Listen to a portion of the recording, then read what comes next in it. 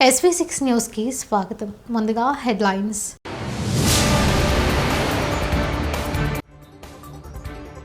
ఆ అనుభూతి ఎన్నటికీ మర్చిపోలేను. ఎక్స్ లో మోదీ ఆసక్తికర పోస్ట్.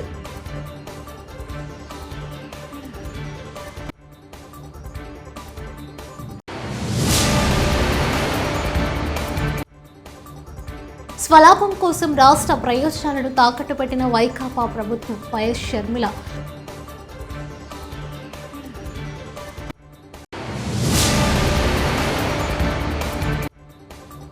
అసెంబ్లీ ఆవరణలో మహాత్మా జ్యోతి బాపులే విగ్రహం నెలకొల్పాలి. కవిత.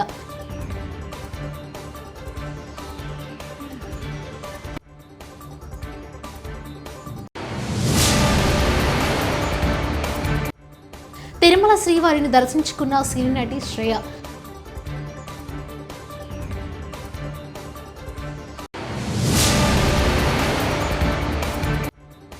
మోదీ మళ్లీ ప్రధాని అయితే కాంగ్రెస్ పరిస్థితి ఏంటి? మల్లారెడ్డి.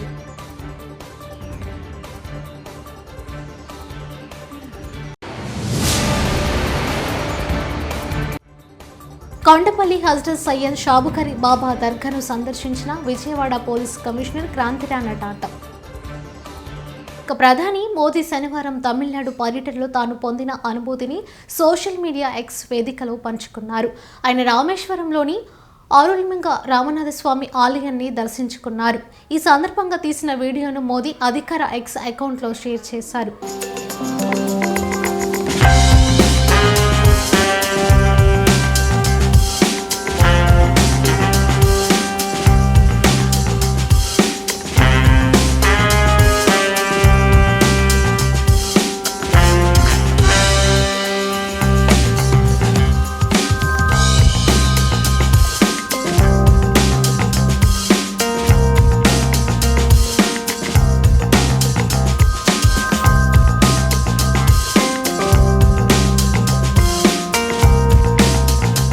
భగవాన్ రామ్ నగరం అయోధ్య తన స్వామిని స్వాగతించడానికి పైనుండి క్రిందికి అలంకరించబడింది.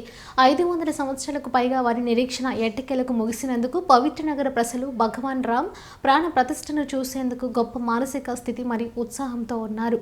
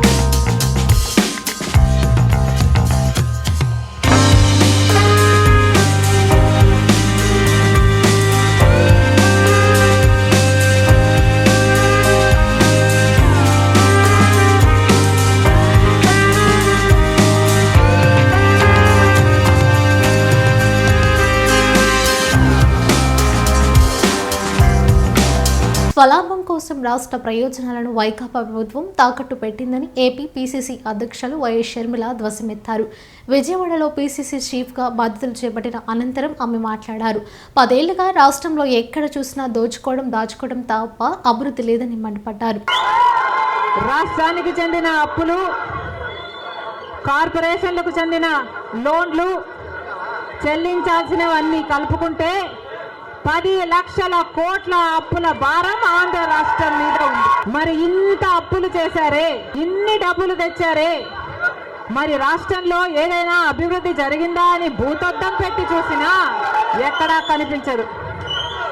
రాజధాని ఉందా? రాజధాని కట్టగలిగారా? రాజధాని కట్టడానికి డబ్బులు లేవు. ఆంధ్ర రాష్ట్రంలో ఒక్క మెట్రో అయినా ఉందా? కనీసం 10 సంవత్సరాలలో కనీసం 10 కొత్త పెద్ద పరిశ్రమలైనా వచ్చినాయా?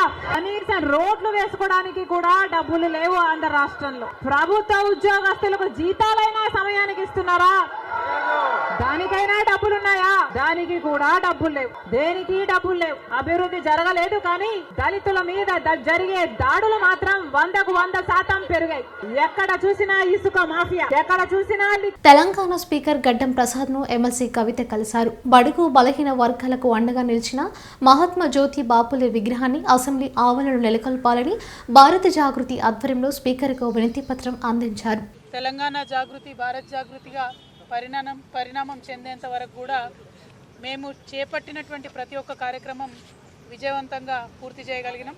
తెలంగాణ ఉద్యమ సందర్భంలో బాబాసాహెబ్ అంబేద్కర్ గారి విగ్రహాన్ని అసెంబ్లీలో పెట్టాలని చెప్పి అలుపెరుగని పోరాటం చేసి ఉమ్మడి ఆంధ్రప్రదేశ్లో ఆనాడు కిరణ్ కుమార్ రెడ్డి గారు ముఖ్యమంత్రిగా ఉన్నటువంటి సమయంలో ఆంధ్రప్రదేశ్ ఉమ్మడి అసెంబ్లీలో అంబేద్కర్ గారి విగ్రహాన్ని ప్రతిష్ఠించుకోగలిగినాం. బలహీన వర్గాలకు సమాన రాజకీయ ప్రాతినిధ్యం ఉండాలంటే, వారు ముందుకు రావాలంటే, బలహీన వర్గాలకు మరి ఒక సంఘ సంస్కర్తగా ఉండి భారతదేశ వ్యాప్తంగా అనేక ఉద్యమాలు చేసి భారతదేశంలో ఒక అవేర్నెస్ తీసుకొచ్చినటువంటి గొప్ప సంఘ సంస్కర్త జ్యోతిరావు పూలే గారి విగ్రహం అసెంబ్లీ ఆవరణలో ఉండాలనేటటువంటి అంశంతో ఇవాళ భారత్ జాగృతి తరఫున మన స్పీకర్ గారు సభాపతి గారిని కలిసి వినతి పత్రం ఇవ్వడం జరిగింది.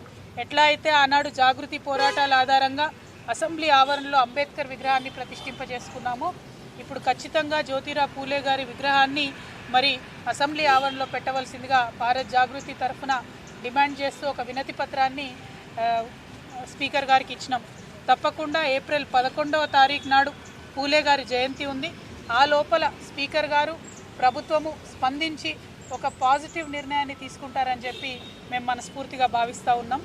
ఇవాళ నుండి ఏప్రిల్ 11th వరకు కూడా కంటిన్యూస్ తిరుమల శ్రీవారిని ప్రముఖ సినీ నటి శ్రేయ దర్శించుకున్నారు. ఇవాళ విఐపి నైవేద్య విరామ సమయంలో కుటుంబ సభ్యులతో కలిసి ఆమె స్వామివారి సేవలో పాల్గొన్నారు.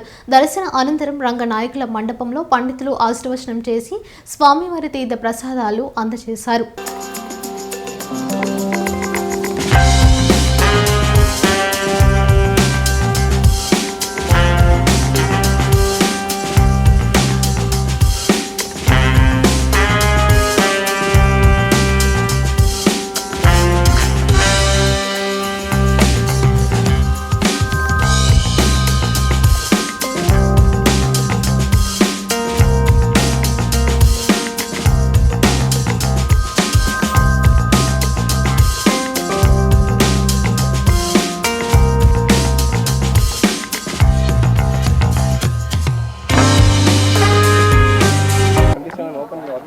చాలా హ్యాపీ ఎందుకంటే ఇది చాలా it's a beautiful temple. I really want to go and see it. Hopefully soon I'll go see it. దేశంలో 2 రాష్ట్రాల్లో మాత్రమే కాంగ్రెస్ పార్టీ అధికారంలో ఉందని మేడ్చల్ ఎమ్మెల్యే మల్లారెడ్డి విమర్శించారు. బారసపై సీఎం రేవంత్ రెడ్డి చేసిన వ్యాఖ్యలపై ఆగ్రహం వ్యక్తం చేసిన ఆయన మోదీ 3వ ప్రధాని అయితే కాంగ్రెస్ పరిస్థితి ఏంటని ప్రశ్నించారు. ప్రజల్లో బారసకు ఆదరణ ఉందని తెలిపారు. చాలా మంది కోరికలు ఉంటాయి కదా, తప్పు లేదన్నా. వాళ్ళ దాంట్లోనే వాళ్ళకు కొన్ని ఉంటాయి కదా. మన ఇంట్లో 4 అన్నదమ్ములు ఉంటేనే 2 వాళ్ళది, 4 కోడళ్ళు ఉంటేనే పిల్లలతనం యాడనో పంచాయతీ వస్తుంది కదా. ఇంతమంది 200 మంది కౌన్సిలర్లు కార్పొరేటర్లు ఉన్నప్పుడు ఇవన్నీ వస్తాయి కదా, మామూలే కదా. నన్ను ఎవరు టార్గెట్ చేయలే. మా దాంట్లోనే మాకే గ్రూప్ తగాదాలు ఉంటాయి, పాలిటిక్స్ ఉంటాయి, ఒక ఏడాది ఎక్కుదామని కోరికలు ఉంటాయి.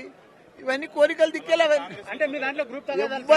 ఒకటి అన్న పోయిందా నాకెందుకు తెలియదా. నేను గోవా పోయింది వాళ్ళతోటి, కార్పొరేటర్లతోటి.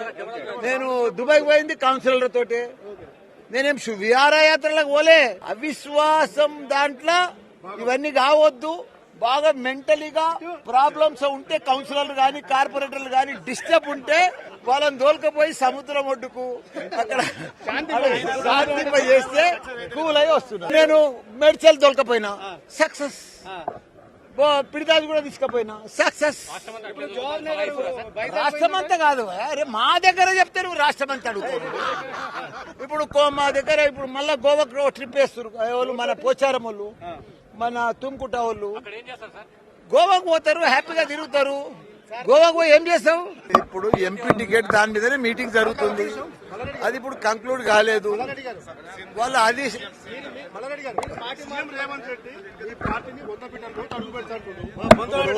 చూడు, ఆయన సీఎం లెక్క మాట్లాడతలేడు.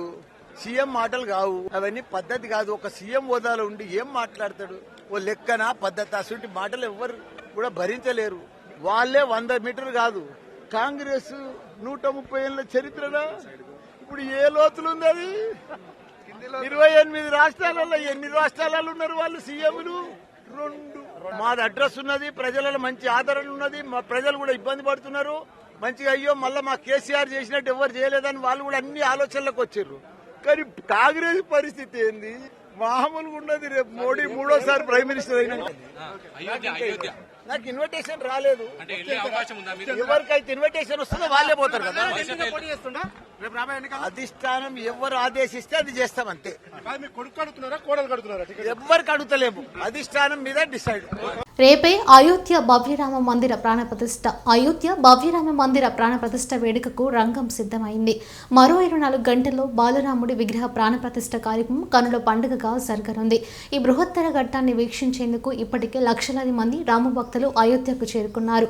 22వ తేదీన మధ్యాహ్నం 12:20 బాలరాముడి ప్రాణప్రతిష్ఠ జరగనుంది. ఈ నేపథ్యంలో రామజన్మభూమి ట్రస్ట్ అన్ని ఏర్పాట్లు చేసింది. టీడీపీ అధినేత చంద్రబాబు, జనసేన అధ్యక్షుడు పవన్ కళ్యాణ్ అయోధ్యకు వెళ్తున్నారు. ఈ రోజు మధ్యాహ్నం అయోధ్యకు వెళ్లి రాత్రికి అక్కడే బస చేసి సోమవారం బాలరాముడి విగ్రహ ప్రాణ ప్రతిష్టకు హాజరవుతారు. ఇద్దరు నేతలు ఈ కార్యక్రమానికి హాజరవుతుండటంతో బీజేపీతో పొత్తులపై రాజకీయ ఊహాగానాలకు మరింత బలం చేకూరింది. ఎన్టీఆర్ జిల్లా మైలవరం నియోజకవర్గం కొండపల్లి మున్సిపాలిటీ కొండపల్లి హజ్రత్ సయ్యద్ షాబుకారి బాబా దర్గాను సందర్శించిన విజయవాడ పోలీస్ కమిషనర్ క్రాంతిరాణ టాటా ఆయన్ను స్వాగతం పలికి ఇస్లాం సాంప్రదాయం ప్రకారం సన్మానించిన సూఫీ మత గురువులు అల్తఫ్ బాబా. ప్రతి సంవత్సరం పరంపరంగా వస్తున్న పోలీస్ శాఖ నుండి చాదర్ను సమర్పించిన కమిషనర్ దర్గాలో ప్రత్యేక ప్రార్థన నిర్వహించిన అజ్మీర్ పీఠాధిపతి సుల్తాన్ హుస్సేన్, కమిషనర్తో పాటు ఏసీపీ హనుమంతరావు, సిఐలు పాల్గొన్నారు.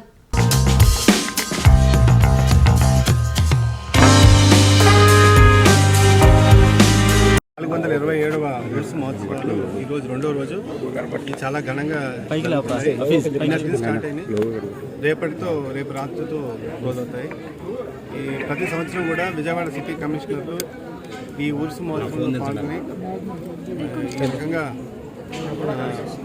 బాబా గారి ఆశీస్సులు తీసుకోవడము, తర్వాత ఏదైతే చాదర్ ఏదైతే ఉంటుందో దాన్ని సమర్పించడం అనేది ఎప్పటి నుంచో విజయవాడ సిటీ కమిషనర్స్ చేస్తున్నారు. దానిలో భాగంగా నేను ఈరోజు రావడం నాకు చాలా సంతోషంగా కనిపిస్తుంది. నాకు 3వ గతంలో కూడా అప్పుడు సిపి గారు ఉన్నప్పుడు కూడా మాత్రమే వచ్చేవాడిని. సో నన్ను ఈ రకంగా ఇక్కడ పిలిచి ఇంత గౌరవం ఇచ్చినందుకు దర్గా కమిటీకి, అందరి ముస్లిం పెద్దలకి, ఇతర మిత్రులందరూ కూడా నా అభినందనలు, నా కృతజ్ఞతలు.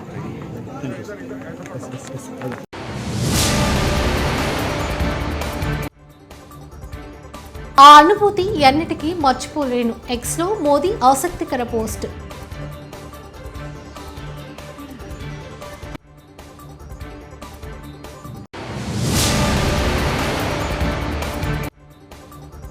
స్వలాభం కోసం రాష్ట్ర ప్రయోజనాలను తాకట్టు పెట్టిన వైకాపా ప్రభుత్వం. వైఎస్ షర్మిల.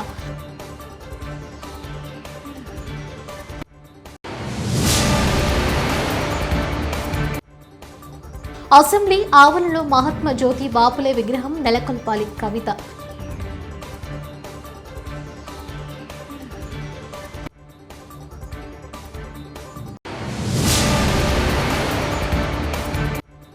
తిరుమల శ్రీవారిని దర్శించుకున్న సినీ నటి శ్రేయ.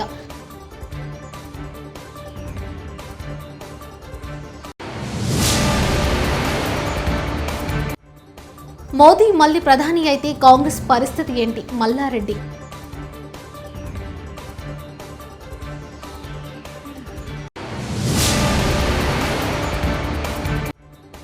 కొండపల్లి హజ్రత్ సయ్యద్ షాబుకారి బాబా దర్గాను సందర్శించిన విజయవాడ పోలీస్ కమిషనర్ క్రాంతిరాణ టాటా. ఇవి బులెటిన్ విశేషాలు. చూస్తూనే ఉండండి SV6 న్యూస్.